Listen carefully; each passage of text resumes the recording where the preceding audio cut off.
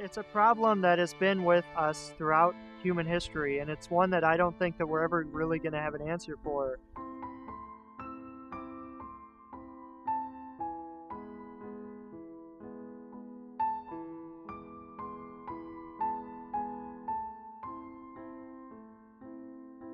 My initial opinion of it was probably like so many others in the 60s. It was a crazy place. They sometimes referred to it as the bug house. After I got involved with mental health, I figured it was a good place to work. It really was. 68, 69 different kinds of trees out there. It was beautiful year round. It was always changing. It was a nice picturesque setting. Ended up with 66 buildings out there, and probably 40 of them were used to house residents. So 2 locked buildings out of 40 is pretty good. I think they had more problems with the Kirkbride. It played out more as a prison. The Kirkbride plan to me looked like a cold fortress, and there was no like family environment to it at all. There was one state hospital in Illinois where they built on the Kirkbride plan, and the corridors were a mile long. A large 8-sided building, an octagon, with 4 tentacles coming off of it that were the wards, with the idea being that they could then add 4 more tentacles to it. So there would be 8 arms radiating out from the center, and all those arms would have patients, and then you could just keep building on, and the tentacles would get longer and longer and longer and longer. The cottage plan is that you have sort of like a central administration building, and then you have all these cottages around it.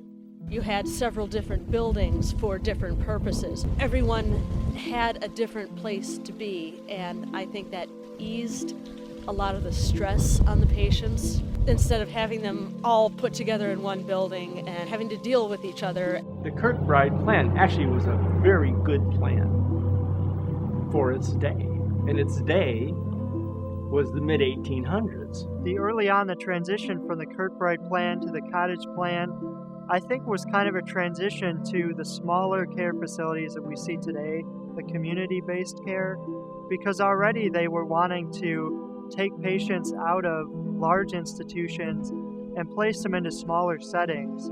So it was only a matter of time before the cottages were simply broken up and built all over the community instead of having them just in one place. As an undergraduate student, I was bewildered. It was huge, and it was very complicated and confusing. Charlie was 28, 29 years old. He used to play basketball for Pekin High School. And when we'd finished cleaning the gym or something, I'd let him take a basketball and shoot. He still had his shot, but to talk to him, he didn't make any sense. One day we were cleaning, and I counted noses, and I was 1 short. Charlie was missing. With hat in hand, I told the charge nurse I'd only worked there 2 weeks, that Charlie was gone, that I lost him. And he said, well, when Charlie leaves, he usually goes home. So I jump in my car, go down Route 24, and there he is, walking down the railroad tracks. I pull up to the next crossing, and I sit there and wait. Charlie gets to the car, and I open the door, and I say, you want to ride, Charlie? Charlie hops in, I bring him right back. I thought sure I was going to get fired. They blew whistles at the start of shifts. They also blew whistles when patients escaped. 1 blast for a run-of-the-mill patient, and 2 for the dangerous patients. Some patients ran away and would go down into the cellar at our house. My dad would say to them, I know you're having problems and I will try to get you on a better ward. He wouldn't turn them in, but would try to help. At our house, we had to have bars put on the windows when patients would try to get to my dad. Some of the women had big crushes on him and thought Dad was their husband. What I do know is there were plenty of escapes. Most of the wards weren't locked wards. People could walk out, come and go as they please. And so would some people take off? Yeah, they would. Were there escapes from the locked wards? Sure. Usually not the kind of escape that people think about, which is like, a calculated escape where they dig a tunnel and get out. They wouldn't have to do that. They would bolt through an open door when someone was coming in or leaving. And usually those kinds of people, they would be They could quickly be apprehended and brought back. If there were escapes where people left and didn't come back, they were frequently given discharges. They were discharged against medical advice. And that's how that might be recorded. When you're committed to a state institution, a lot of people don't want to be there. And a lot of people want to get out. And if they get an opportunity, they will leave. With not having any locks on the doors, it's hard for them to say, well, we didn't know they would get out. So the things we have read states that Dr. Zeller was very welcoming to his patients that he got back. He was so worried when they were missing. Now, other superintendents, I'm sure were worried about the bottom line. You never want to have a man go missing. Dr. Zeller would send a young nurse on a streetcar to Peoria to pick up escaped males. Even in closely guarded institutions, patients escape. When this occurred at Peoria, the young librarian, Myrtle McKee, was sent to the city to retrieve the culprit from the police.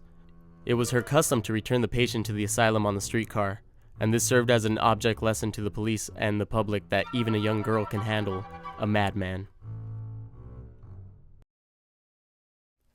It must not be presumed from the name of this institution that he who enters here leaves hope behind.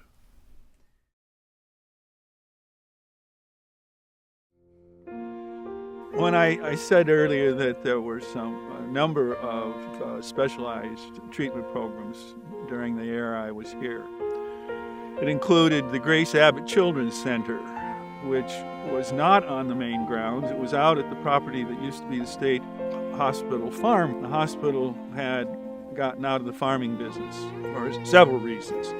One, it wasn't practical economically to continue. And secondly, there was a great deal of effort being put into getting rid of what was referred to as institutional peonage.